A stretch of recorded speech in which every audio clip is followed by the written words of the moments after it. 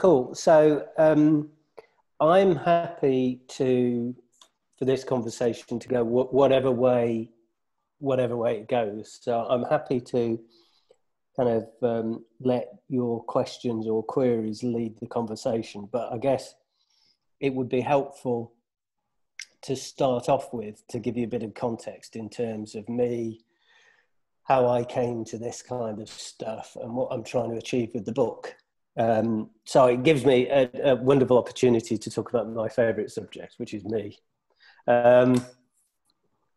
So professionally, I was an accountant, and I think I'm one of the very few kind of hardcore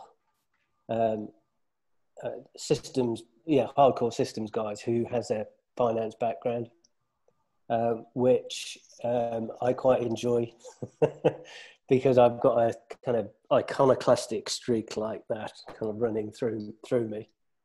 But before I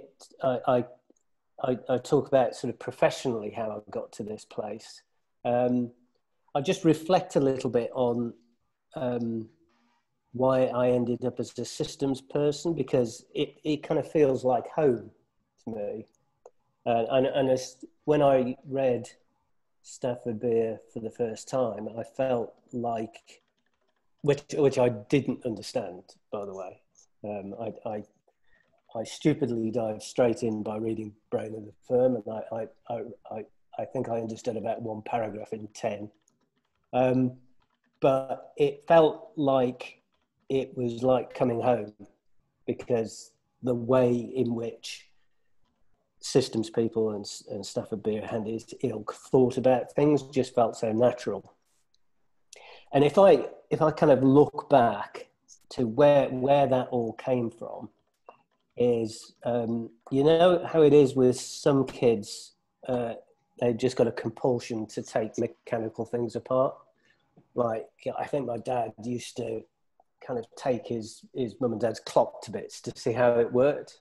Yeah, I was never interested in anything mechanical, but for some weird reason that I don't understand, I've always been interested in how organisations work. It's a bizarre thing. I have one memory from when I was a little old. I was probably about sort of 12 or 13, and I was ill. And you know what it's like when you're ill and you're off school, and it's great. But after about 2 days of listening to the same music on the radio, you begin to get seriously bored. And I remember, this is about day 3, I decided that I was going to redraft a constitution for the United Kingdom. I mean, what a weird thing for a 12 or 13-year-old to do. But I think it's, and I've no idea where it came from, but what I do think is it kind of reflected an innate interest in how human organisations work, how things get done, and particularly in the context of the VSM, is how can you reconcile the need for order with the need for freedom and liberty and all of those other things that make human beings so special and creative and productive. However, after I got better, I promptly forgot all about that. Did all the kind of normal stuff, got through school, through college, and like a lot of people, ended up doing a job that I didn't intend to do. It just was a job that somebody was prepared to give to me. And I found a way to make it work for me. I don't know if any of you work in sort of finance type jobs in organisations, but accounting sounds terribly dull, I know, but the kind of work I did, it was essentially it was in charge of the plumbing, if you like, of companies. The stuff we were interested in, the stuff that flowed through the pipes, was money, but that was kind of incidental. I was never really interested in money as such. But to do my job, I needed to work out how to organize things so that you didn't run out of money and you had a process for making sure that the right amount of money got to the right place at the right time. So it's quite systemic, I think, without kind of realizing it at the time. It's quite a systemic kind of job. And I was always interested. People sometimes say there are two kinds of people, certainly in finance. There are people who like doing deals, and so they're like the hunters. And there are people who like building processes and systems, if you like, the farmers. And I was never interested in the kind of quick adrenaline rush of deals. I was always much more interested in how to make things work properly, which might take you years and years. But if you can build something that works properly, I found that extremely satisfying. So that was the kind of stuff I did, and budgeting was the process lay at the heart of that. And I'll talk about that in a minute, because that's essentially how I came to the viable systems model. So for me, I really started the kind of transition to the life I now have around about the beginning of the 1990s, when I got the job of being the financial controller for a Unilever's foods business in the UK. And now just to give you an idea of the relative size, it's about $1 billion business. So in the UK terms, that's quite a big business. And I had the good fortune to inherit a complete disaster. I say the good fortune to inherit a complete disaster. There were downsides, of course, because the stress levels were kind of very high, but I had to basically scrap what I inherited and start again from scratch. And I was lucky enough to be in a company which had the resources to support me in doing that. So over a period of about 10 years, which is a problem if you're in a company like Unilever, where people moving up the ladder change jobs every 3 years. But over a period of about 10 years, I basically started from scratch and built a complete and cohesive set of finance processes, going from a situation where basically you were trying to avoid disaster virtually every day, to one where things just worked. And the great thing about it is that everybody wins. I mean, the business works because the business wins because they've got good financial controls, they've got good financial information, etc., etc.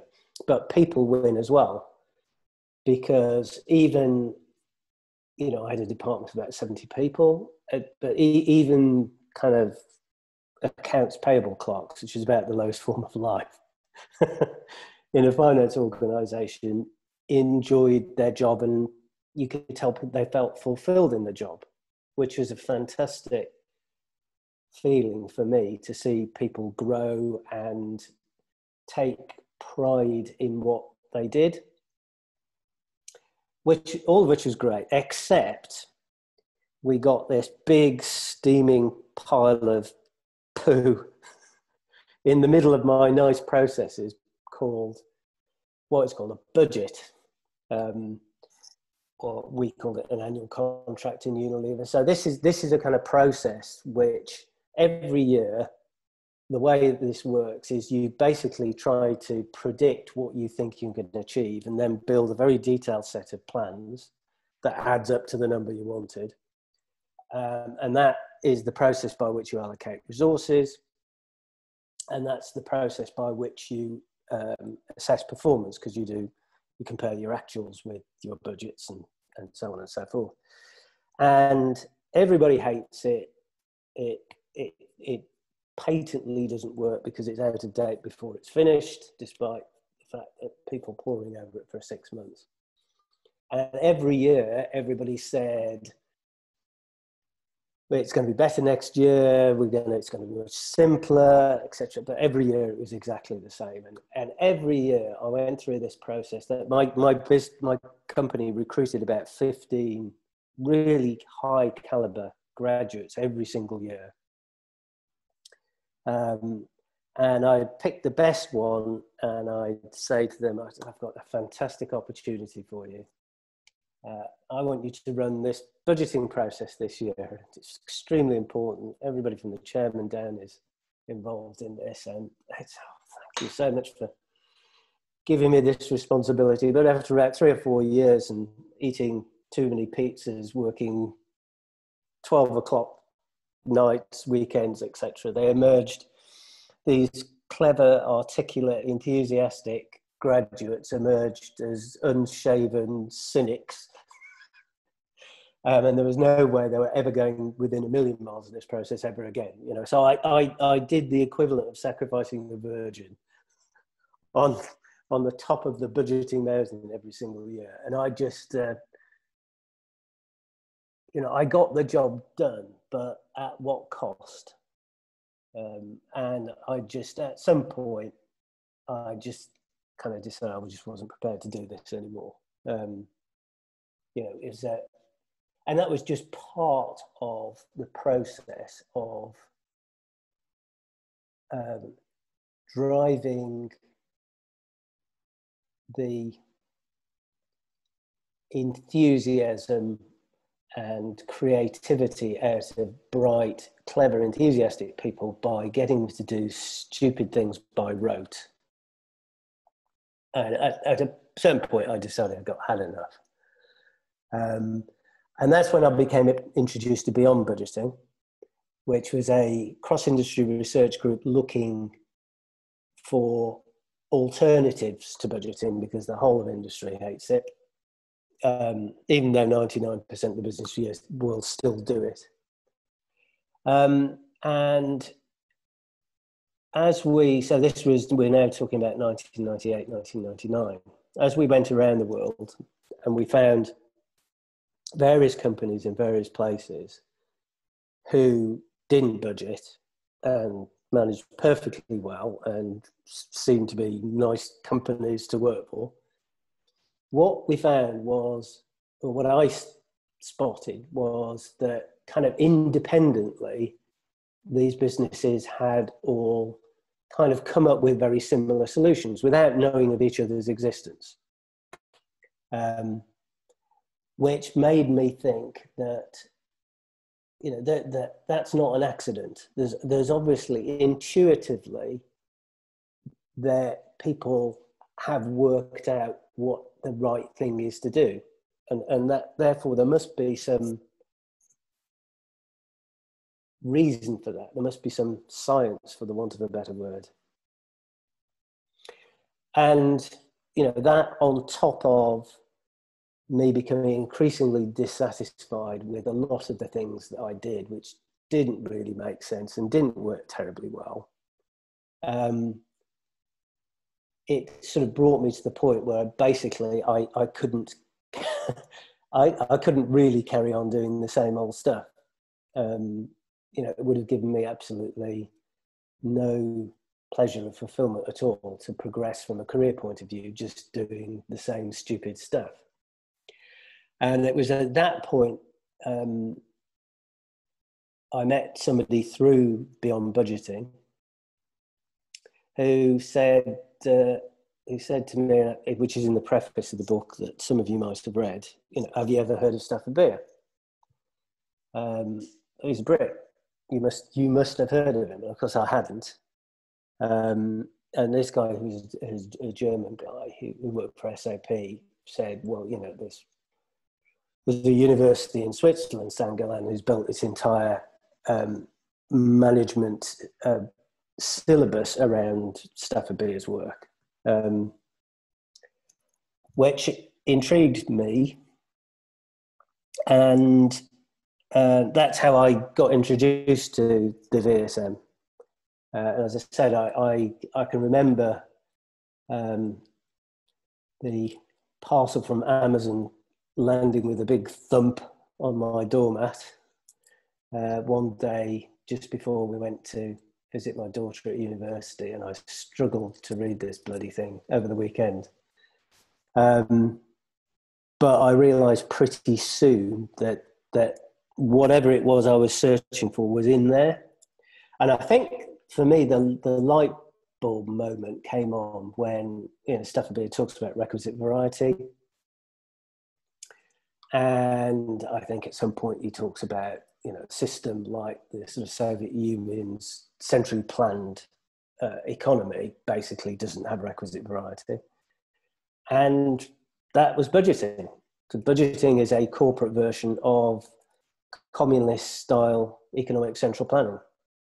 And it doesn't work because it hasn't got requisite variety. And it's as simple as that. At heart, it's as simple as that. So from there, I kind of pretty soon realised that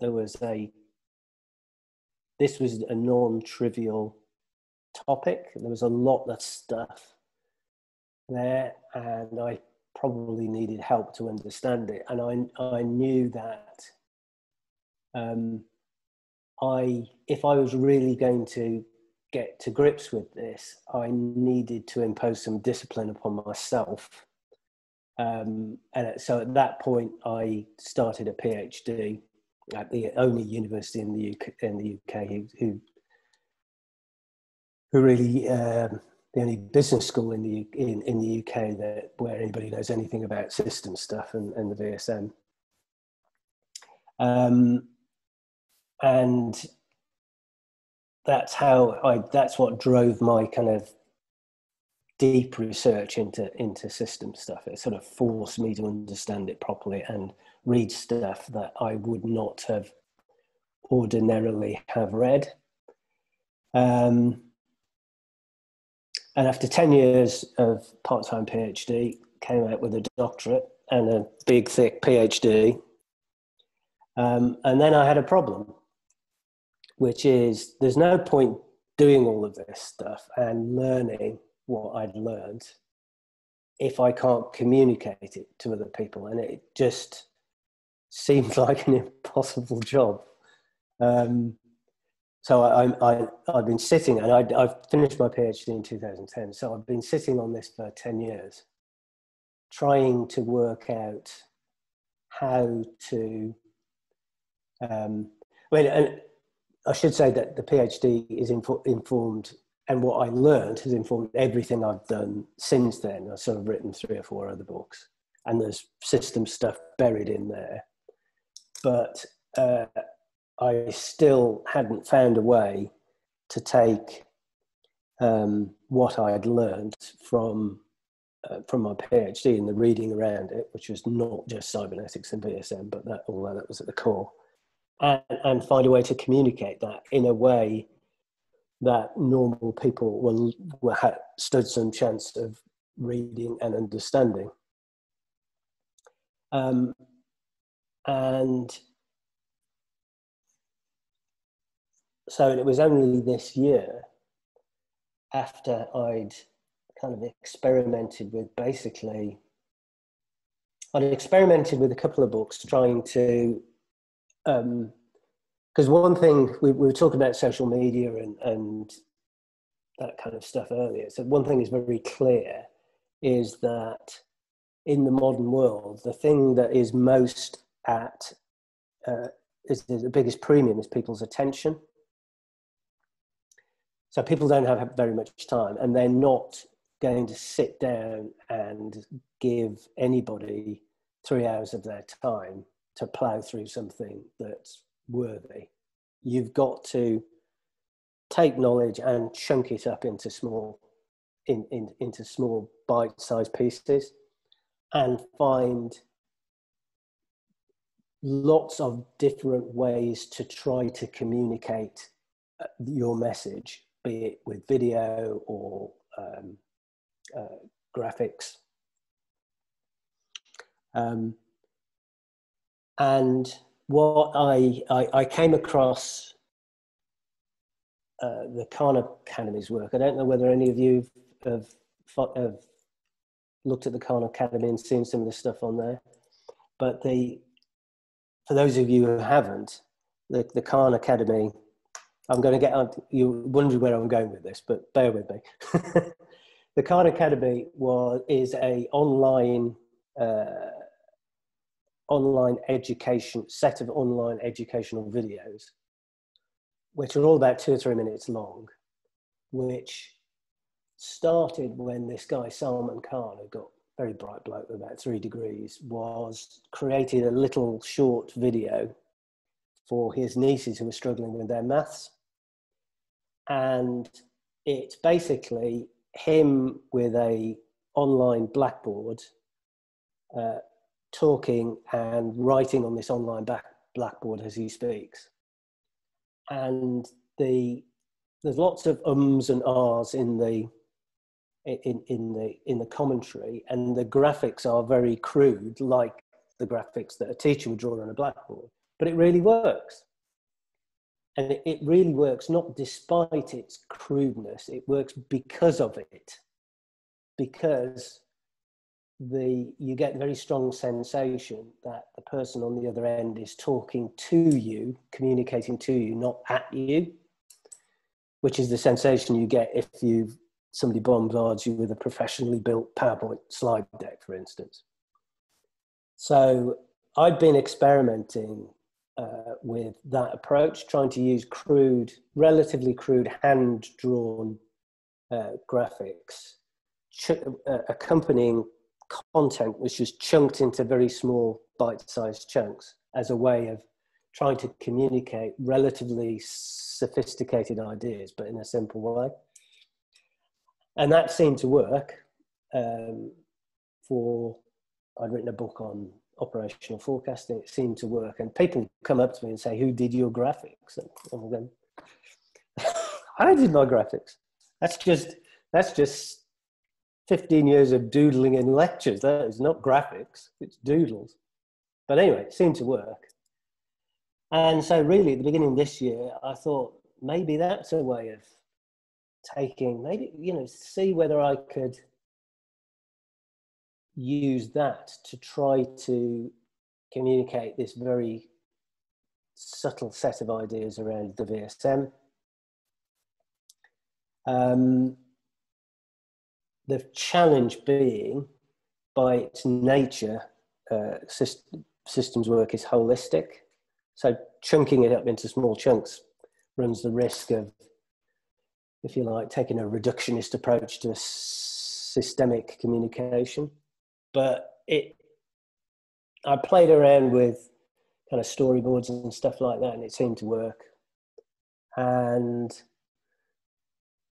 so at the beginning of lockdown, I started to write the book. And actually, once it was a very easy book to write because the ideas were already there. The more difficult books to write are those where you don't know what you want to say when you start.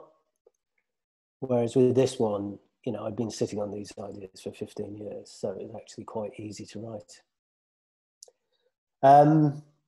So that's how I got to writing the book. And now I've realised I've now spoken for half an hour without interruption. So maybe I'll just pause there and kind of open it up if anybody's got any questions, reflections, challenges for me on what I've said thus far. Yeah, you can unmute yourself and ask Steve the questions. I have a bunch of questions, but I'm going to hold off until... And I'll take a look at chats. Nothing on chats. Steve, I'm going to ask a really simplistic question. If you were to describe VSM to somebody that you used to work with how would you describe it to them, and how would you describe the benefit to them? Pick the person that you'd want to say this to. Oh, well, I've tried this many times. And it's difficult. It's difficult to describe it in language which isn't systemic language. So I guess I'm going to bail out of that question by saying my book is that my best attempt to communicate the VSM in a way that is simple enough for people to grasp easily, but without denaturing the ideas in the process. I don't know how to do it. I don't know how to do it, and I've tried. There are many people I work with within the Beyond Budgeting community, for instance, who are experienced, sophisticated, intelligent people whose eyes glaze over within 10 seconds of me trying to explain it. And I think part of it is due to the fact that, they're not, it's not easy for people to grasp. And Stafford, I don't think he made it easy either. He didn't really try to communicate in a simple way. But it's partly because there's a particular kind of person who's interested in this stuff. And if you're not interested if you perceive what you're doing in very instrumental terms, I'm here to, I don't know, sell more stuff or make more money or advance my career, you're just inherently not in the market for an idea which purports to explain how all of this stuff works or should work. So there are just some people who are just not interested, and it's very difficult in advance to spot, before you see the glazed eyes, to spot the people who are likely to be interested and those that are not. Also, I find, for reasons that I don't understand, Unilever is an organisation stuffed full of really bright people, but there's a huge streak of anti-intellectualism in the culture. People just are, even in an organisation which is quite a cerebral organisation, that people just aren't interested in ideas. I kind of don't understand it, but it's, that's what I've discovered, 25 years working in. I would, in my observations, I haven't worked very much in the corporate sector, but in working with people who are from the corporate sector, I see it as careerism. Like, it's really that they're only interested in, give me the formula that's going to let me get promoted. So let me ask one more question and then I'll stop, because I'm sort of going in a different direction than maybe you want to go or the group does. When you do find people who are interested in hearing about systems thinking, viable systems modeling, anything that's sort of looking at the whole, who are those people? What are the commonalities? This is a really self-interested question I'm asking you. I don't know. I don't know the answer to that. All I can say is, when you've discovered one. When you do come across somebody, what tends to happen to me is I will randomly come across somebody who I find has read. And typically what happens is they have rather eclectic reading habits. Yeah. And you find, I've read that book. I've never met anybody else who's read that book. And then something happens, and then you talk, and 6 hours later, you emerge stumbling out into the street and realise you've missed the last train home. I mean, that's what tends to happen to me. And I've got a thumping headache and I can't sleep, you know, because every so often you just connect with somebody who has a kind of 50% overlap with you, but knows 50% of what they know you've never heard of, and vice versa. And you find them in all kinds of strange places. Having said that, I'm just trying to think. I don't think I've ever converted anybody to the VSM. Even in all these years. Even in the Beyond Budgeting group? No. I mean, I've come across people within the Beyond Budgeting group who already kind of were in that space and maybe had read some of that stuff. But no, I've never converted anybody. So and certainly with the people I'm talking about, you know, the reason why they're resistant with a small r is not for career reasons. It's, I don't know what it is. I mean, a lot of it is, I think, certainly with the group of people I'm talking to, I talk with, you know, people have got their ideas, their worldviews already sorted out. And the last thing they want is somebody to come along and say, well, that's really interesting, but you know, you've missed something. You've misunderstood this, or you've missed something huge. Because what you're effectively asking them to do is to ditch 10 years of, you know, hard-earned, accumulated wisdom and start again from scratch, which is a big ask. I know I'm very resistant to people trying to convince me that I've got it wrong. And I like to think it's because I haven't, but it, you know, it could be that I've just got a big intellectual investment that I'm not prepared to let go of. Hey, how do we jump into line here? I can't get a, like, you know, I'm just going to speak. Hi, my name's Kelly. I hope to be your new convert. I actually came in late because I thought we started at 6:30. So I really apologize. So I only caught the back end. So I hope to learn more.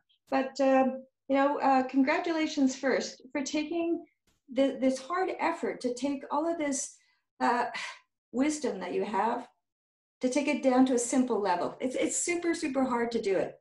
I don't know if you know David Ng. I'm taking the time and effort to take that down to a simple level, which I can appreciate the challenge that you have, and I'm really interested to read what you've delivered as a book.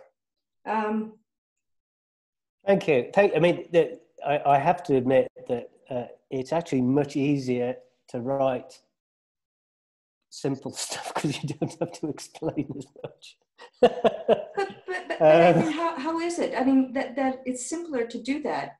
You know, taking a very complex idea down to something that is for the everyman is quite difficult. I don't know if you know the publication Peeps, and they are looking at the area of ethnology and taking all of those PhD papers and theses to an everyman level in a magazine form, because that's where the chunk pieces are.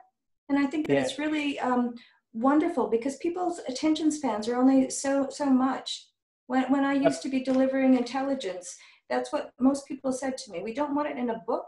We simply want these small little drops that we can digest in a much easier for us form.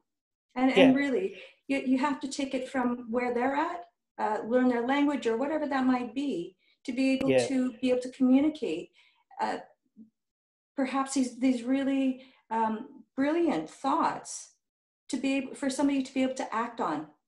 Yeah, no, absolutely. It's funny you should say that. I've just published the book before this in September, and I was the premise of this book it was about how do you make sense. One of the things which accountants have to do is to say, I've got a load of data here. How do I make sense of it? And having made sense of it, how do I communicate it to other people? And half of the book, therefore, is about how do you make sense of data. Half the book is about how you communicate it. And in communicating it, it's because our brains are visual engines. It's about learning how to communicate effectively visually. And it was only at the end of it, actually after I published it, that I realised that that the second half of the book was basically all about what Stafford Beer called transduction. I don't know whether you've ever come across this term, which is that communication is more about what the messages, the information that the recipient receives than it is about what you give out. Yeah, and therefore, to be an effective communicator, you have to use the language of your audience, the language, and you have to, again, I'm going to use systems terms. You have to communicate stuff in a way that recognizes the mental variety of your audience. Because ultimately, like everything else, you can collapse it down to Ashby's law of requisite variety. Because people's ability to understand something is constrained by their own intellectual variety.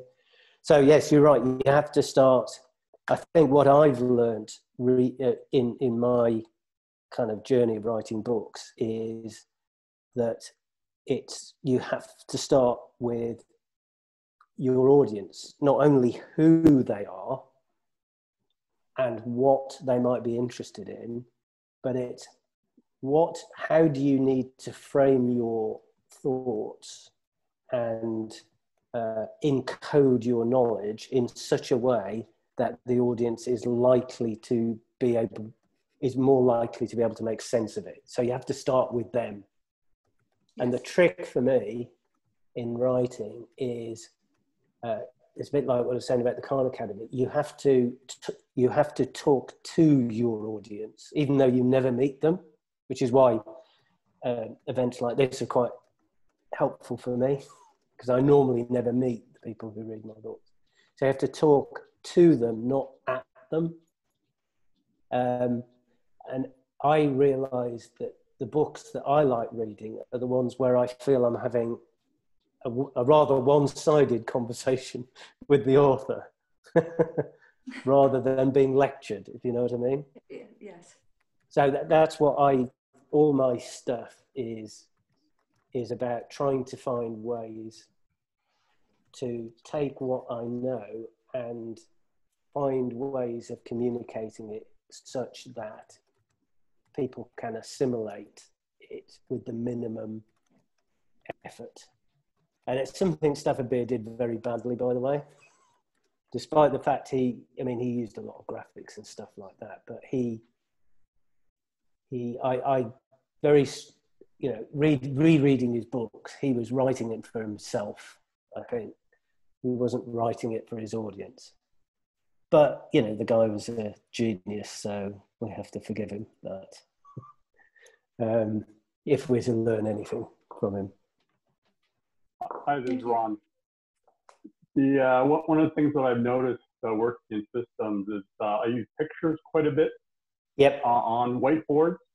And, yep. And then when you're working with multidisciplinary teams, then what happens is people start bringing their own points of views and use their own words to describe. And then when you have the group discussion, then what happens through a picture is then they start sharing their ideas, and now you actually have a commonality, which is the picture that they can share. Yeah. And the interesting thing when you're designing systems is when you draw a picture and then the elements in your structure don't touch, like the lines are broken, then you know that you probably have a systems problem. And then if you actually build that, it'll actually probably fail. Yeah, So it's very absolutely. powerful pictures, right? Yeah. Like to take it to add another dimension. Yeah, Right? absolutely. I mean, as you probably know, there's a whole sort of strand of systems work, soft system stuff, which is built on rich pictures and stuff like that. But I think it's what I've come to realize more and more is, well, words are the problem. Because very often when we're dealing with ideas which are highly conceptual, that we use words, and we can easily think that what we understand by those words is what other people understand by those words. And we think we understand it because we use those words, and then the person we're talking to will respond in the same language, and we think we've communicated, but very often, more often than not, we haven't at all. We've used a word, it means not completely. It has very, very different meanings, and certainly very different emotional valency, if you like, for somebody else. And so we think we're arguing about ideas, but actually what we're arguing about is our understanding of what words mean. Right. Yeah, or a different perspective. Yeah, I mean, the word budget, I mean, what does the word budget mean? I mean, I know what it means to me, but I've now become super sensitive to the fact that more often than not, when I use the word budget, my audience thinks it means something completely different. Yeah, absolutely. Yeah. Been in those meetings as well. Yeah, and the thing with pictures, you kind of leapfrog over the words. Right. You kind of go to the thing that you're trying to understand or communicate, and without bypassing the semantics and the semantic issues, which are so difficult to surface and to understand. Right. When you, sorry, go ahead. Can we pause for one question from Alim? He had asked in the chat before we progress further. It's a little while back. So Alim has this question to you, Steve. Is VSM only applied to organizational systems? So he asked it a while back. So if you can. Yeah. So I'm not sure how many of you know a lot about the VSM, but I'll assume that you're not all experts. So the VSM is, its provenance is of it purports to describe everything, all the necessary and sufficient conditions for an organization to be viable. And what's meant by viability is the ability to survive indefinitely in the context of an environment which cannot be specified. In other words, it's unpredictable. But so it applies to organizational systems, but the definition of organization that Stafford Beer was working to is a very broad one. So an organization could be a business organization, a government organization, a family organization, a social organization, a biological organization. So the word organization is, in this context, is extremely broad. It is any collection of entities which work together towards a common goal. And so that could be an organization of slime mold Yeah, it could be a tree. You know, it's organization is a very broad concept. So yes, it applies to all organizations. I don't know whether any other experts in the room would like to kind of add to or contradict that. So by talking about this model, then you're saying that there are standard patterns that apply at some basic level to all organizations, or is this more of a methodology that is a standard way of looking at all those, like how an organization actually functions? Yeah, so it purports to be a specification of all of the functions that are necessary for an organization to survive.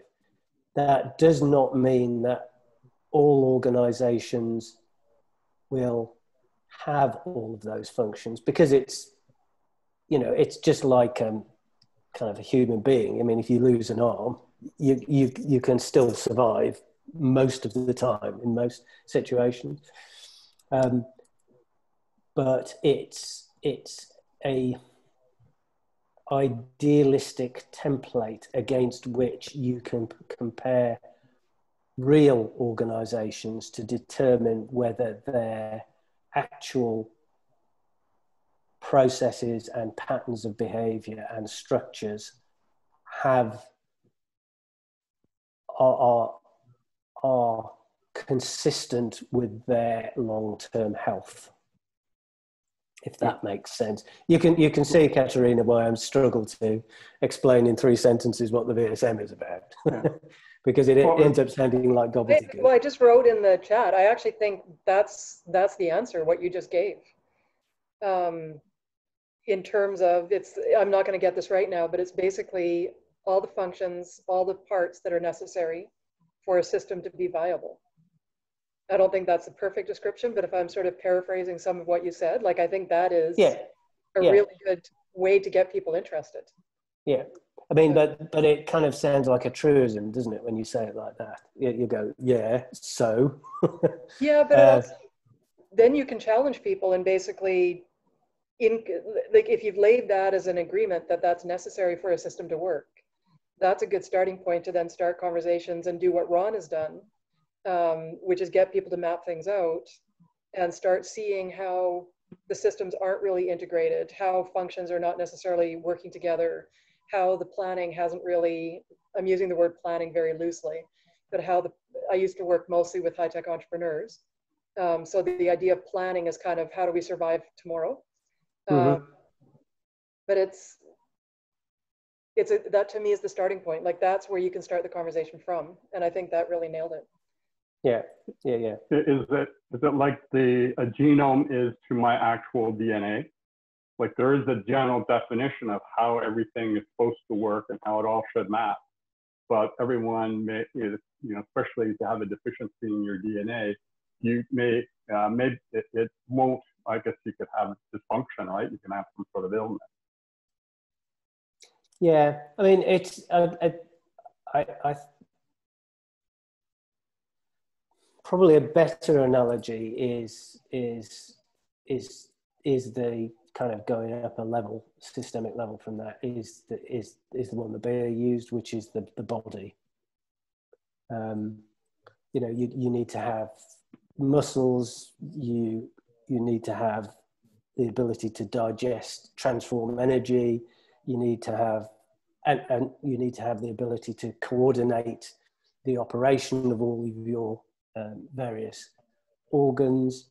You need to, and so on and so forth. You need to be able to allocate resources to the right bits of your body at the right time. So that's probably a better analogy. But as we discuss this, one of the reasons why I'm kind of stumbling around here is that it's 7 o'clock. I've kind of taken this on as a challenge now. You've planted this idea in my head, and I'm not going to be able to get rid of it until I can find a much better answer than the ones I've been able to give over the last 20 minutes. I honestly think you're getting very, very close to it. So I think, because the key thing is it needs to be functional. It doesn't have to be a perfect description.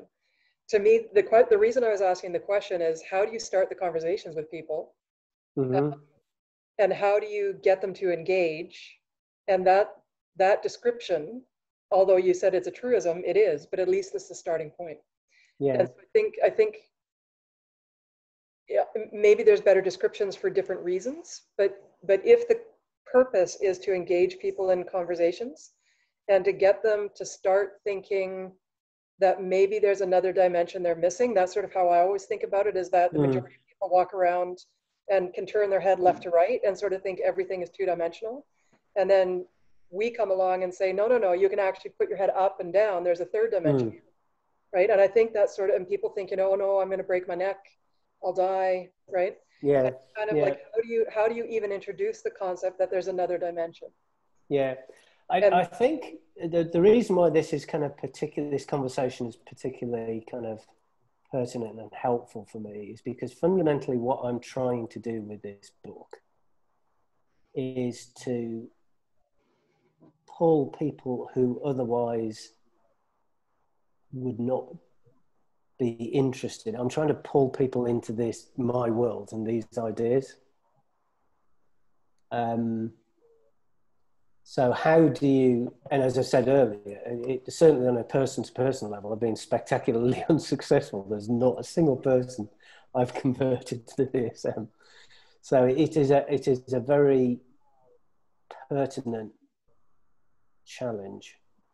And what I've tried to do with this book is if you've read any of it, that I hope you'd appreciate, is try to present it in the context of the kind of economics that important people in business are interested in, which is how can I run a big, successful business without the bureaucracy and the complexity, and where does it come from, and all of the kind of stuff that frustrates the hell out of people who are trying to run big organizations.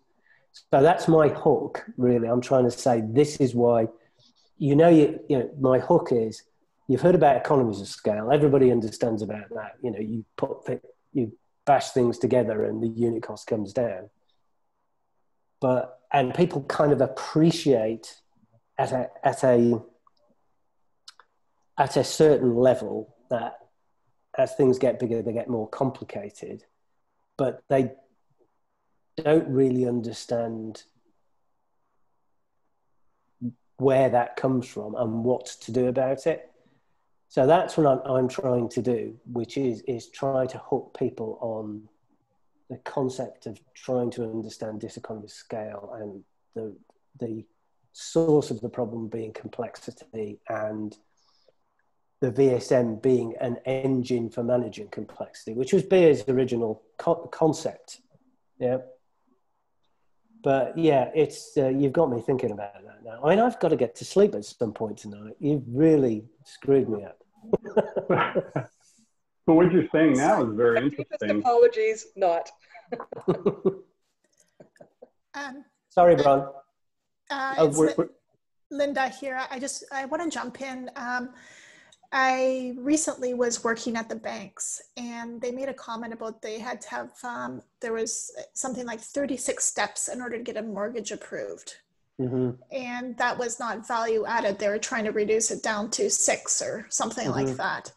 And I think that this has legs in large complex organizations like that. Yeah, well, it has legs in lots lots of organizations, but where I think organizations that deal with intangibles, like banks, particularly so, there is, if you're interested, there's a guy in the UK called John Seddon who works a lot in this area, and he's an extremely opinionated, iconoclastic person. I'm struggling to find a word to describe him, who I know very well, who likes to think of himself as being the most important systems thinker in the UK, and I keep on trying to tell him that it's process. He talks about processes. He's not talking about systems. Yeah, he's more of cut in. He's more of a quasi-lean and Deming practitioner, and I cut in because I'm doing the Vanguard method course right now. Oh, you are? Yes, online. Right. And not with him, but one of his associates, and I'm challenging the same thinking in these classes. I just did one class last Thursday, and this is across 4 Thursdays. Yeah, he's coming from the lean perspective, but he does talk about about service industries being, their job is to absorb the variety of the customer. And I think he's come across Ashby's name somewhere, and so he thinks he understands it. But what the work he's doing is actually quite systemic, although it's incomplete, and he knows a lot less than he claims to. But it is highly effective in dealing with the kind of where's Linda gone? The kind of challenge which you have that you described, 36 steps when you only need 6. Yeah, interestingly, it's specific audience that he is targeting towards, right? So it is for the audience who are at that level of non-system thinking. What he proposes has some value. Yeah. I mean, the Vanguard method is extremely interesting as a interventionist, as a technique, because it starts not from process mapping and all of that kind of stuff. It starts from, and this is not something he advertises, but I know him and what he does well enough to know this. It starts from challenging the mental models of the people that design the existing system. Yes, what he calls assumptions. Yes. Yeah, the normative, where he talks about normative change. So you will not get fundamental change in a system using the thinking that created the existing system.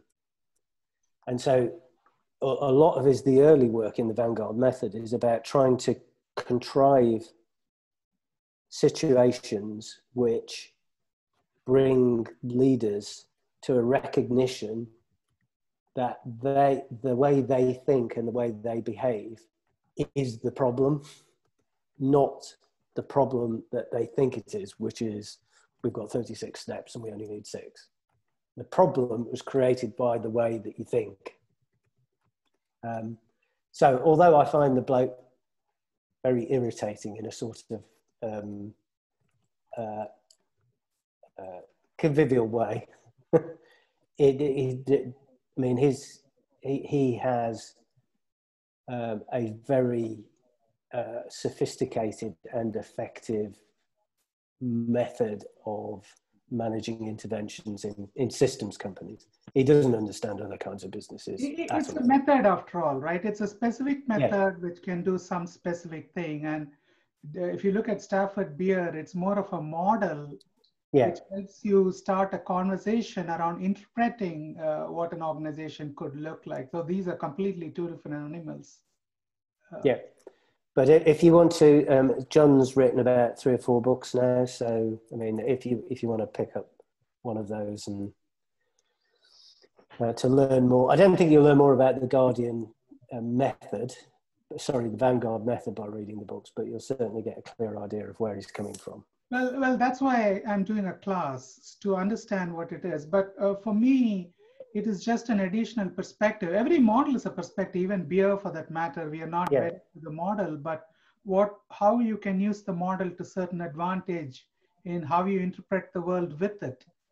And not necessarily in a way, that's the question that I wanted to ask you, Steve, is that you don't look at the model for what it's worth, but more about how does it help you interpret and to what extent. And can you use this model in the context of other models which are there to have different perspectives to problem solving? So, yeah, you can. I mean, and I know this is the way that lots of people, like Peter Checkland, sort of, he tended to see the VSM as one of many models you could use. It's just, for me, in my area of, I'm more interested in the macro, not the micro, and trying to build a structure for the organization that works. For me, the VSM is kind of central, and I see it's not the answer to everything, but I see other systemic perspectives as being supportive of the VSM rather than alternatives to it. But that's because of the perspective that I come from, I think. Yeah. I mean, for me, one of the things that that I hold on to, which is a very much sort of Beerian way of looking at things, is models aren't the truth; they're either useful or they're not. And if it's useful, then it's, which I think the VSM is, helps you to achieve what you want to achieve. In my case, understanding and diagnosis and design. Then you treat it as though it is the truth, although you know it isn't. And yeah, I think all knowledge in the complex world, in the world of a complex, is, you're not dealing in truths, you're dealing in utility. Does it help me? Does it work? When I use it, do the things happen in the way I expected? And for me, it does. I think Renzi had a question. You want to go ahead, Renzi? Well, what I wanted to ask, or what I wanted to suggest, kind of goes back to an earlier piece of our conversation, because I keep hearing the word, trying to convert people, trying to get my ideas across. And I come from a very different background than most of the people here who are coming from Agile and IT type stuff. And so there's a lot of research, around converting people because of what's going on in the US and all the polarization politically. So a lot of people are looking into and doing research into, how do I get somebody who's stuck in a mindset that can be really unhealthy? How do I move them? And they keep finding that the best way to do that is, you've already mentioned that, meet them where they are, and asking questions. So my question to you would be, like, are there a number of questions that you have that would open somebody's minds where you can engage in a conversation and almost in a Socratic way to move them into their own conclusions around, this is how it needs to be done? Because converting people by talking to them is rarely successful, and because you're making your business case, and it all seems very logical and makes sense that you should do it that way. But people don't move with that because they're stuck in their identity, they're stuck in whatever they feel safe with. And so moving them out of that and kind of soaking them loose often comes by, and you mentioned it when you mentioned the budgeting piece, where you said, but the word budget means something completely different for different people. So you've already mentioned a number of these things. So how actively are you using that kind of method, or do you have a set of questions that can open people up to go, to have them draw their own conclusions? Yeah, I'm sure you're absolutely right. But it's kind of difficult to do that when you don't know who you're talking to, because I suspect different questions will resonate with different people. Also, I have to say I'm impatient. I'm in a hurry. I reckon. But who do you want to talk to first, right?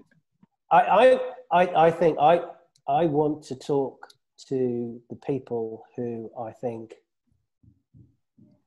don't need to have their mindset shifted 180 degrees. I haven't, to be honest, I haven't got the time. I haven't got the patience to deal with those people. I'm really trying to attack the people who attack the people. That's pretty dreadful, isn't it? I'm trying to address the people who I think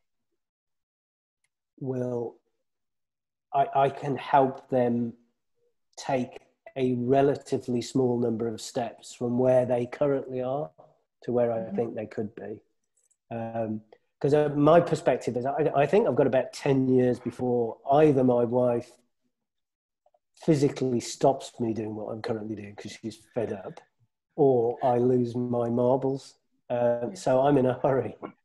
So do you know how to identify those people? Like, do you know how to pick them out? If I put you in a room with 10 people, do you know how to pick out the ones that you will have that are the low-hanging fruit that you think these people I don't need to move 180 degrees? Yeah, no, I think they find me, not I find them. And for me, it's I'm extremely open to ideas about how I can how I can find ways of putting my book in front of people who might be open to these ideas, because it's a non-trivial task. I'm not a marketing person, and it's not the kind of thing I kind of like spending my time doing. But I think that's essentially what it is. What channels, what messages, what do I need to employ to get this book in the hands of somebody who might find it useful? I think it's kind of interesting because going back to the picture idea, like I'm just putting together everything you said, but going to the picture idea, like I've been in a design meetings and I just started with the group to draw like an entity relationship model, to start the discussion on systems, but then have a collaborative group. Like I just paged through some of your images in your book. If they hear the images, hear the things that are the components of what makes an organization work. But the beauty of the pictures, I do the same doodles like you, not as good as yours. But when people start filling in the words, then what they're doing as a group is they're starting to establish common ground. And I think the lady that was just making a comment, I just wrote down what she said: meet people, from where they are, and then go from there. I guess both of you kind of said that. But that's actually by establishing common ground first. But if you look at the way, for instance, how political parties discuss things, they take it from the glass half empty always, and they always discuss about the things they disagree on. They have these impassioned discussions arguing, but if they only start agreeing, and even if they only agree on 60 or 70% of the things, and then they move it to 71%, and then they implement, isn't that a lot more value than arguing about the 20 or 30 or 29% that you disagree and then doing nothing? And I think that's exactly what happens in organizations is people don't establish, they don't bother to establish the common ground. They're focused on getting attention and making their point versus paying attention and adding value, right? And I think that's where in companies you get this thing, or like in a budget meeting, like you're mentioning earlier, people say budget. If you're at the C level, you're probably talking strategy, right? At the director level, you're probably talking about plans, and goals. And then if you're at the implementation level, then you're talking about, okay, here's how I'm going to do it. Now when you start mixing the conversations with people that just have the different mindsets, and someone could be talking about budget, one can be talking about strategy, the other could be talking about goals, and they're talking about the same thing, but they're not in the same conversation. And I think that kind of pieces together a lot of what I've been hearing you say is that they haven't established what they mean when they say budget. Right? And then they just don't, okay, so and they had this thing, and you think you agree, you go to the meeting, and then, okay, now what are we going to do? Right? Yeah. And I think it's, you know, I'm not sure if others, I'm saying this out loud to see if others see this in the organizations or the experiences that they have. But, you know, a lot of, you know, this is, I think, what I'm seeing. I'm not sure if you see that same thing, or others in here in this meeting have made the same observations as well. It seems to me, Steve, that it's twofold what your challenge is on one hand, it's finding the right people where there will be an entry point. So finding those people that you want to get in front of that you can leverage and that can move forward with your ideas and start implement. And then the other thing is, when you have found those people, how do you get them on board to use your ideas, right? So those are two different ways. Like, one, who do I communicate with, and what am I communicating to them, and what way am I communicating with them? Yeah. So I think that is a difficult challenge, because it sounds to me like when you're writing a book, it goes out into the world, and you're going to get the self-fulfilling prophecy. You're going to get the people that are already interested in this, like the people that are here that are already thinking like that, right? And then trying to find, narrowing down who is my target group that I think I have, you know, and that's I don't have an answer for you on that, on who you would want to target that you think, you know, would be open to going through that thinking process. Yeah. No, it's. I mean, it's great that people are already interested in this kind of stuff read it, but that's not who I'm after. And part of the reasons why I kind of deliberately made the book slightly quirky, to try to get attention that a book which is more conventional in style wouldn't get. And then just hope that will mean that people's interest might be piqued. And I mean, it has happened with the other kind of picture book I produced, that people will share it with colleagues because it's a bit unusual. Mm-hmm. So I'm hoping that will happen, but at the moment it is more of a hope than a well thought through and crafted strategy, I have to say. Yeah. But then, But in a typical organization, who would be in charge of doing this VSM type work, or being the one that pushes that forward? Is that the CEO, or like, and because you want to find gathering places for these people, right? Where you start your conversation. So who typically does this? Well,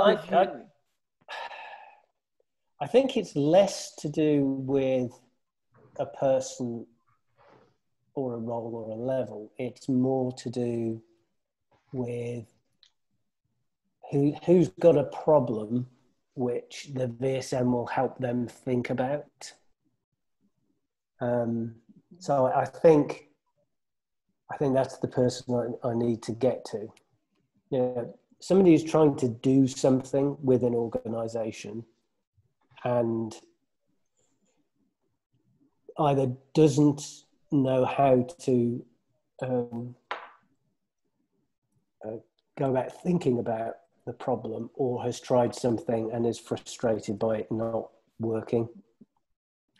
There tend to be more senior positions, but you know, sometimes I think for things to really change, you've got to get at the people who are not yet in those senior positions.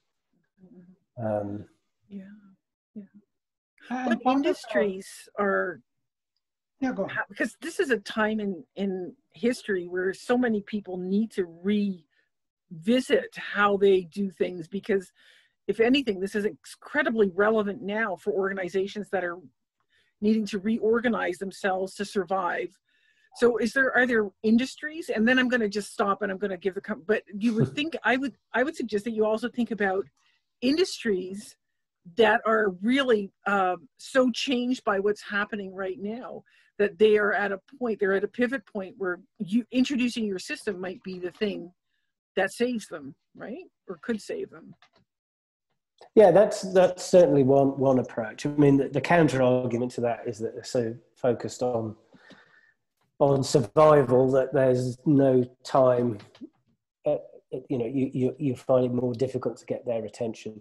But even before all of the coronavirus stuff, there is, I think, an appetite for thinking differently about organisations that there hasn't been in the last 20 years that Beyond Budgeting's been going. So, and to the point that, it's become rather fashionable to talk about agile transformations, and Frederick Laloux's book Reinventing Organisations is sort of bouncing around, and you've got holacracy and a whole bunch of ideas like that. So I think that the appetite is there, and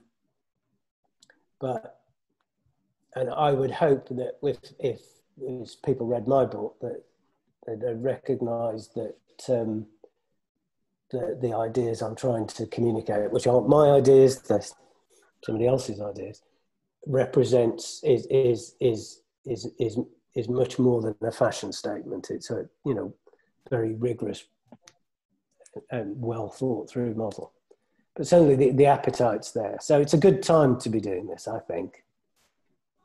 So part of the challenge, Steve, is it's the nexus between the big five companies, the consulting companies, and the universities that drive the MBAs, which teach them. See, much of the work that we are doing with stuff like VSM or Lean or even systems thinking is a lot of unlearning to what they have learned in school, and they've learned to be put there in the first place, right? It's a system perpetuating itself, right? Yeah. The nexus between the MBA programs and those people who come out and work as top and executives in these large organizations, they're just feeding off each other. And absolutely. Yeah. And the thing with the universities and software companies in particular is that I naively, when I started doing all this stuff 20, 25 years ago, I thought they were intellectual leaders, but they're not. They're intellectual followers. Yeah, they will pick up on an idea when they see organisations doing it. This is worse. It's worse than the bonkers. Yeah, it's even worse because there's so much ego and tied up in it. Now, I was really lucky that we were very self-selective. We weren't self-selective, but the people who ended up working with us were very self-selective in terms of the entrepreneurs. But so I had a team of people who were unbelievably good in terms of raising venture capital and angel financing. And we had documented evidence that the clients we worked with were getting exponentially bigger results than any other program was getting. And we still had a hard time getting people to come and talk to us. And it wasn't until they were we had a very sick joke that if they were lying on the floor proverbially and bleeding from 2 orifices, then they would come and talk to us. Like, they had to be absolutely desperate. But what I found really interesting is once they came and talked to us, once they started working with us, the entrepreneurs, then, a few months later, I had several people come to me and say a few months after they started working with us, Katerina, you've got to market this better. And I'm like, tell me what we should say that would have gotten your attention before you came and talked to us. Nobody was able to answer that question. But what was interesting, just to elaborate on what you're saying, Steve, and also what Srikanth you're saying, it's not just the MBA programs, which I speak very unhappily about my experience with the executive MBA I did, which was there was absolutely no analysis of the problem whatsoever. And yet we were told we were the cream of the crop and we were the best thinkers and everything else. It was shocking to me. And this is one of the best MBA programs. But then then I also went overseas for a number of years. And when I came back, I went back to the entrepreneurial community to see how things have changed. And what I found is that the mindset was even more closed, and I found it even more ego driven. So it's not just this recipe thinking from the proverbial MBA schools or schools in general, but there's also this culture of we're right, we know how to do this, and anybody else who tries to rock the boat is wrong. And it's almost like anybody who wants to rock the boat is going to be burned at the stake. Like, to me, these are religious wars. In my mind, this is not an academic exercise. This is not an intellectual exercise. This is a religious exercise. Like, I fundamentally think it is that serious. Well, I think it's because nobody wants to give up or concede power in order to allow changes to happen. And people are currently in power are holding on to it to their death. Absolutely. As it seems, right? Yeah. They're trying to be right versus do the right thing. And there's a big difference, right? When it comes They're trying to do right for themselves in a lot of cases. And even if they're trying to do right for the companies, they can't get over their egos and they can't get over their identities. And I apologize for being that blunt about it. But maybe we're missing a point there. Yeah, sorry. We're missing the point that we humans are designed to be like that. So if you are having an expectation that they're going to meet some norm, I mean, ego, the word ego that you used is a bias, right? So through your lens, it looks like ego. For them, it's normal. So therefore, there is an expectation that they meet a certain norm or a system or a lens or a perspective itself. Humans are not built for that. We are designed to get away with the minimum use of energy to achieve things. And therefore, this is how they're going to be. So we have to accept them as they are. But it doesn't have to be this way in my mind. And this is sort of the point I was trying to make in the presentation. But why? Why should anybody be any other way than they are when things are working for them? But fighting to the death is a basic innate thing that's, as you say, built into us. But so is love. But unlike the hate and being defensive, like fighting or flighting, love is actually a higher level emotion, as is intellect. And so I think what we're trying to do is have, and I think conversations like this are very good, because the thing that is the great liberator, I believe, is really education, right? And providing people different perspectives. Right? So, but let's ask this question then. How is love or intellect working for us so far? Can I make a book suggestion? Because Srikat, I don't agree with you at all that that's how people are. I think, because I'm just reading this fabulous book, and it's by Rutger Bregman, and it's called I'm reading it in Dutch, but there's an English translation called Humankind. And research shows that in the end, it's not the survival of the fittest, but it's the survival of the most social in society. It's not the big bully that succeeds, because the social in the end, you survive by being social. But they're also finding, and we talked about this last time we were together as well, what happens when people get power, and how they lose empathy and lose their ability to to put themselves in somebody else's shoes. And so this book is really, unfortunately, if I had finished the book, I only have it half done, I would be able to tell you all about how to counteract the horrible impact of power so that you can have that positive conversation with them. But people are not inherently built to be competitive. They're actually collaborative with each other. But what you do find is that when people get up, then it becomes much harder to break through. And I think that's part of the challenge for Steve, is that you're now talking to people that are kind of withdrawn with a big wall around themselves in terms of their thinking and how they've tied themselves to their identity. I don't think everybody is like that in those high positions, but it's hard to find the ones that are doing that. But sorry, Srikat. No, I'm just challenging the thinking, right? So yeah. We have a perception that the world has to be in certain state, and what is. What works is what really is the state. It's the ecosystem telling us something, right? It is the emergence of whatever is which is telling us something, and we need to be cognizant of that. It's not my like or your like or anybody's like or Steve's, but I mean, I'm just pointing out an alternate viewpoint on it.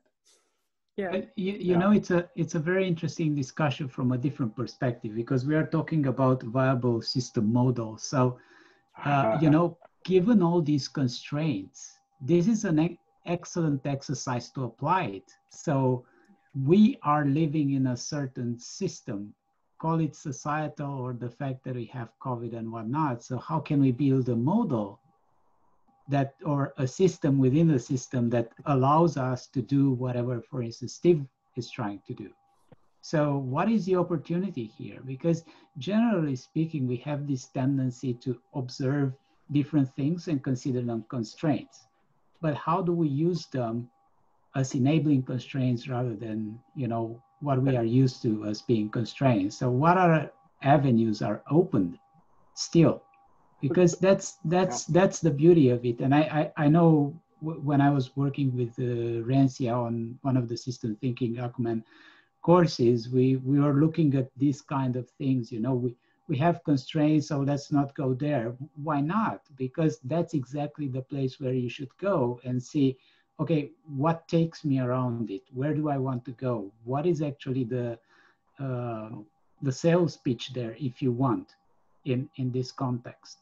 So it's not a matter, as even as Steve was saying, it's a matter of people coming to me. Okay, how many people know about me and what should they know about? And that's where I would pose a different question to you, Steve, which is, if you would want to pass 1, 2, or 3 main ideas to people from your book, the most important ones, and I know it's not like something is more important than anything else, because generally speaking, that's not what happens in system thinking. I mean, everything has its own importance. But the question in this case is, what would you pick and say, you know, if your mind goes to this 1 or 2 or 3 places, then you'll be better positioned to make decisions or to think about your organization and how to move forward. And it's interesting because right now, again, some companies are looking for and fighting for survival, and that's one thing.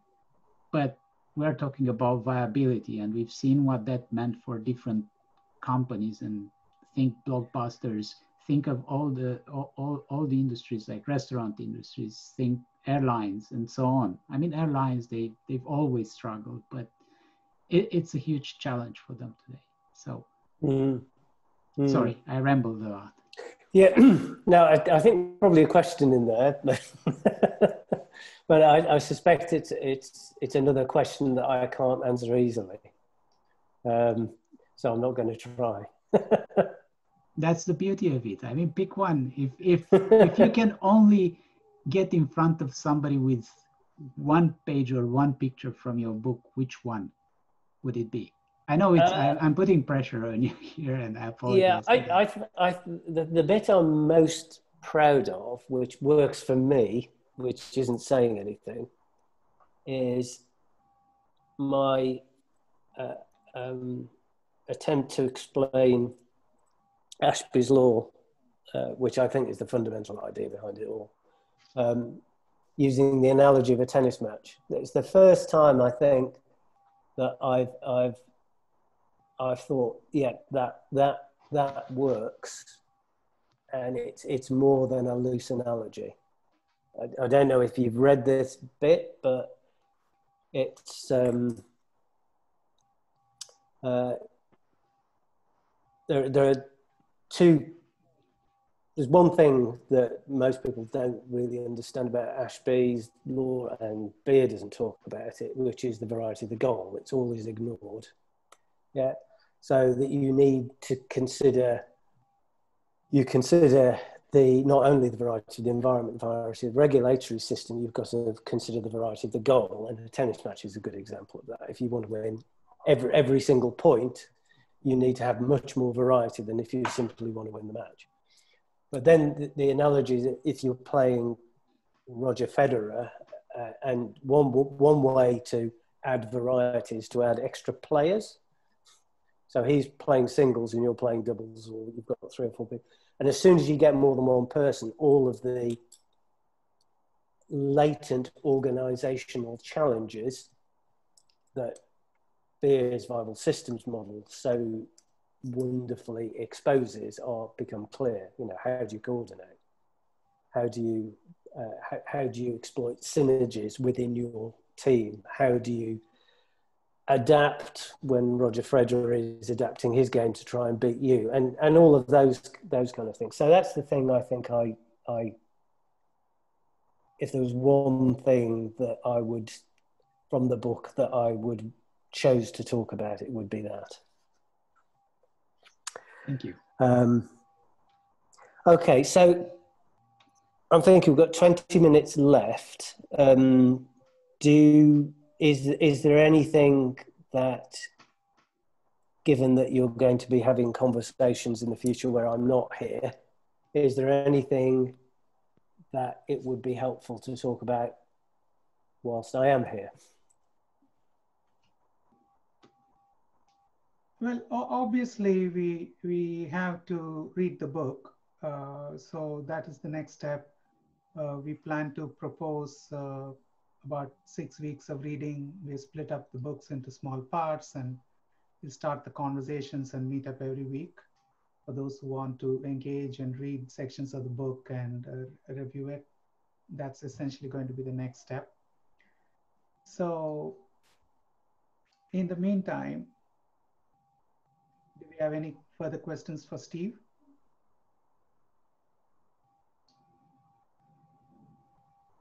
I have a comment. Sorry, I did flip through the book, and I really liked it. But I sort of scanned it is the best way to describe it, and I really liked it because it is very accessible. And I started with the pictures and then decided if I was going to read the text or not. And I did read I'm a 6-year-old at heart. We all are.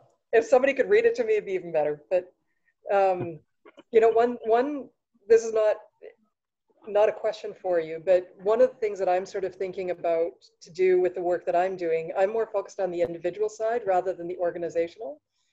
So more the human dynamics of it. Mm-hmm. Of course, those are highly integrated with the organization if you want business success. But one of the things that I'm sort of thinking about, and this is sort of in response to how can you communicate this idea?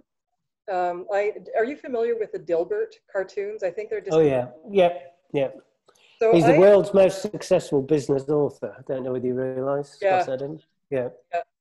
So I almost see like what you should do, suggestion, I'm not saying you should do this, but maybe you want to think about is maybe starting a Dilbert cartoon or a Dilbert-like cartoon where you identify a problem, you make it humorous, and then you say, if you actually want to solve this problem, you know, here's what the anti-Dilbert could do. Mm-hmm. And doing that as a blog post or an Instagram, like building an Instagram account or something where you do like 1 or 2 frames and then sort of links to solutions for those people that actually are interested in finding alternatives to being stuck in this doom loop that we're stuck in. Yeah. It's an interesting idea. And I'm also thinking about the sort of challenge I got from Rencia earlier as well, which is about, I think, so the VSM is a macro model, but how can you help people to engage with it in the context of their personal context? And it really is like, pick a problem that you hear people talking about, you know, like it really, and then just make fun of it in a Dilbert-like way. Mm-hmm. And then say, you know, it doesn't have to be this way. There actually are alternatives. You can get out of this. I haven't watched The Matrix in 100 years, but you know, you can get out of the Matrix, basically, to mix a bunch of metaphors here. Yeah. Oh, crikey. More ideas. But it's a natural extension because you've got such great, you know, you call them doodles, but the graphics that you got would just so naturally extend into something else. Yeah. And then following up on what Rencia was saying, what I was also starting with was, you know, how do you just start the conversation with people? Yeah. And I think the trick is to create something that is likely to be shared. I mean, I think that's the way that ideas get around. Instagram, I don't know if you know, I'm sure, I know you know Instagram, but there's a few people who are making really significant income, which is not necessarily your motivation, but it's a nice sideline, where there's one woman who basically published a cartoon like every few days. And all she did was sit in a coffee shop, hear people what they were talking about, what they were bitching about, and then do like a real sort of cutting reality cartoon image. And she built an amazing following. And then she had a bunch of celebrities start following her, and they told her their problems. So she would do cartoons around that. So, you know, so there's ways of, because going back to what you were saying earlier on also, I think that, and what all of us have talked about, if you're up in the power structure and you've got a lot to lose, and you're calcified a bit in your thinking for one reason or another, and that's not only due to age, it's due to other reasons as well. It's almost like you need to get to the younger generation, like let's just say the millennial generation that's about to come into power. Yeah. And how can you, and those are the ones that would respond to this Dilbert-like cartoon. Instagram, I'm saying Instagram, it really doesn't matter. Yeah. That means you have to go onto TikTok and make little short videos. Now you have to start doing VSM dances.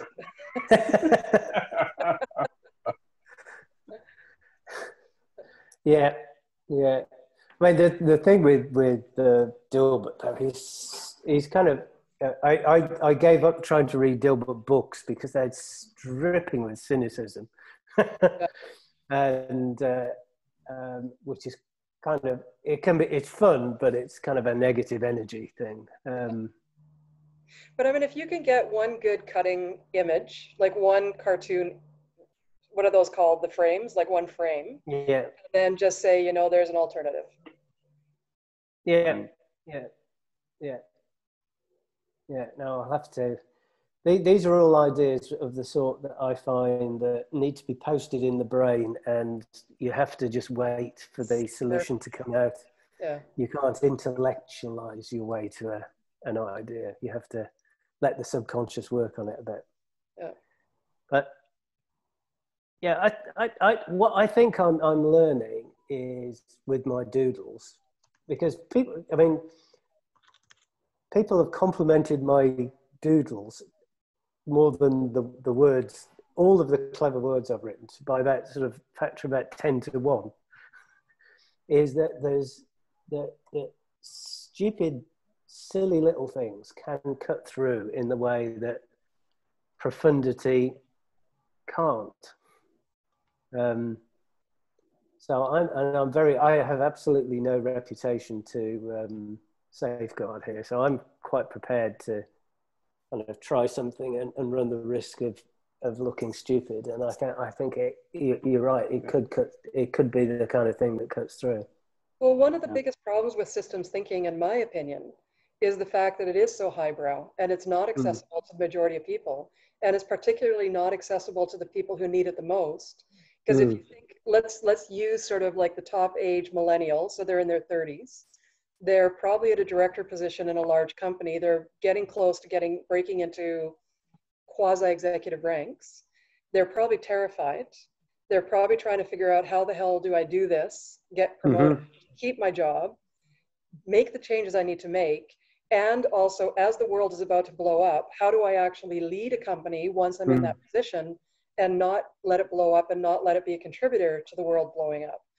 So if you try to be highbrow, so this is one of the things, like my interest, the reason that I reinvigorated Systems Thinking Toronto, of course, with Andre, and then Srikant joined in as well. But my motivation for doing this is, how do we make this much more accessible to people? And let's skip the dogma, let's skip we need to have theory, and it has to be grounded in theory, but let's stop talking about theory first and talk about what's the problem and how can we start introducing people. And again, I'm going to go back to, this is almost a religious indoctrination. And if you think about how cults and religions, probably not very good examples, indoctrinate people, it's very slowly, very gently, right? And that's basically what we need to do. So if you can, I'm going to stick with the cartoon. I mean, whether or not that's what you do or whatever, it doesn't really matter. But my point with it is, and using Rencia's wording, we need to meet people where they are. Yeah. And if people are truly scared and they don't have bandwidth, mental bandwidth, energy bandwidth, like they just cannot access all this highbrow stuff, then we're just talking into the wind, right? And we're at the point where we have to convert people. We don't have a choice. So to create the opening, Katrina, when you're talking about using humor as a way to make it accessible, because you've been applying that already in the meetings that we've been having. You do two things: using humor and bringing it to people's own stories, right? So humor and storytelling are great to, in a very non-threatening, accessible way, illustrate and get people to think along with you without feeling that they're being threatened in their power. And you've been doing a lot of that already in the way that we've been meeting with the breakout groups, where people start telling their own stories as they relate to the concepts that are being discussed. So that is certainly one way, you know, with keynote speaking and making a good story that really gets people engaged in what it can be for you, whether that's a story of a phenomenal fail in an organization, or you know, how how the VSM made a big difference. So there you can make stories around that. You're you know, clearly you have humor and you're a good speaker. So those are ways to engage people in a non-threatening way with what you want to tell them. Yeah, I agree. Can I tell you a really short? I'll keep it really short. But I've come from a systems background, and I've actually retired about a year and a half ago, and to live my dream of writing a book. So now I take a multimedia journalism course, and in there is storytelling. And so now I'm in here with marketing people, like writers, right, and marketing communications people. And so, so figure out the characters, the actors in your story, and write a persona. Now I've come from agile development. So I was very good at writing these, hey, these personas are cool. They're easy to write. I had the pattern from my software development, how to write these personas. And so now we start going, oh, what's the message or the theme that you want to tell? What's the strategy or the goal? Oh, these are great. And we start talking about this, and I'm all with the marketing people. And then I say to the marketing people, right, so here are all these people, these, you know, most of them are a lot younger than me. And then I say, do you ever get in the same room with the technologist and share your story and your personas with them? Oh, no, we don't do that.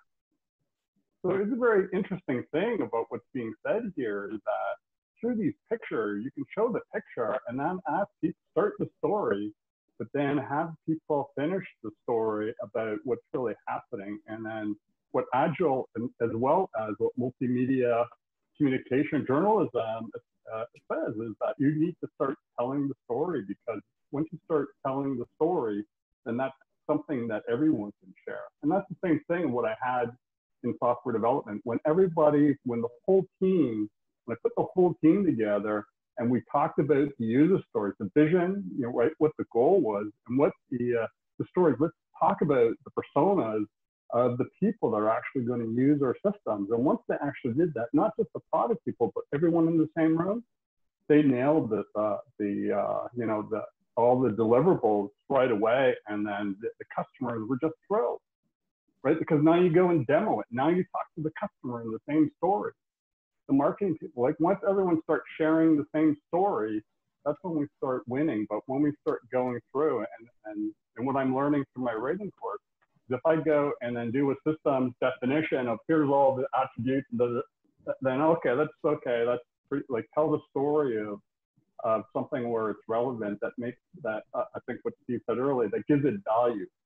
Because it doesn't matter what the definition of something is, it's maybe how you derive value from it. Exactly what you were saying earlier. And then pictures also help, right? So that people form their own words around it. I think that's why they're so successful, right? But, you know, it's kind of neat. It's a very good discussion that we're having, but sort of bringing all these things to light and connecting the dots, I think. I want to do a quick time check. I think it's way past midnight for Steve, and we have 5 minutes of his book time left. So essentially, of course, one thing we owe you as a group, Steve, is that we are going to find an audience to read your book. And over the next 5 or 6 weeks, we are going to come back to you with questions, feedbacks, what we learned from it, and pass on the challenges that we had in any of the context for learning that from your doodles or from your writing. So that will be of value to you. That's something that we have been talking about. So that's certainly on the cards. And any last words or questions to Steve? And a lot thoughts from Steve, and we can wrap it up in the next 5 minutes.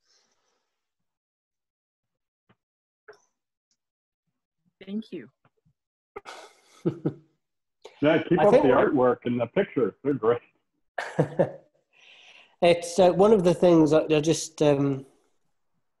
couple of things, if I can just say by way of reflection, that I take out of this is that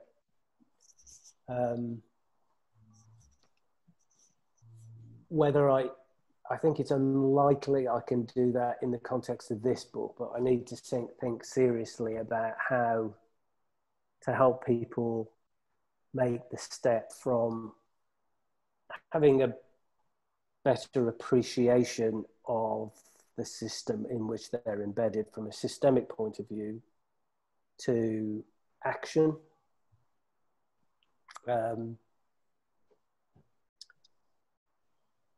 That's the first thing. And I think the second thing is something that you said, Katerina, is that, which just resonated with me, is that I think a lot of people are scared, actually.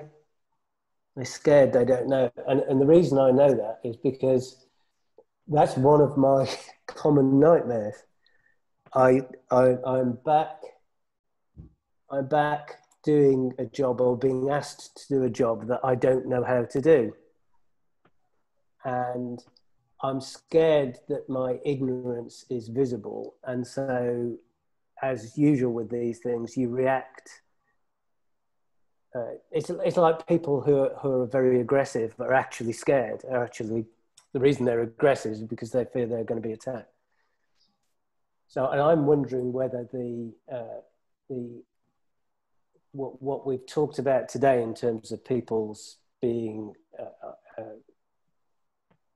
isolated from reality or calcified in their thinking, all of these things that we identify as negative attributes are actually signs of the opposite.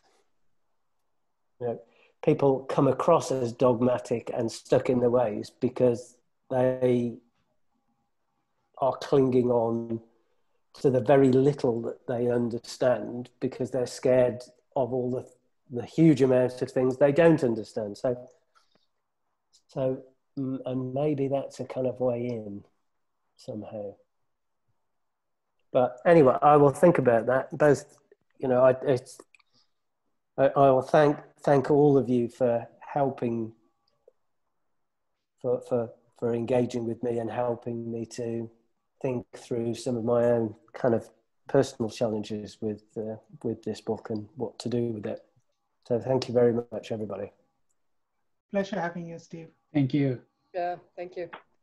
Okay, so have a good evening. Yes? Have a good sleep. And I'll now go to bed. Anyway, thank you very much. Have a good day, everybody. Nice to meet you all. Thank you. Bye-bye.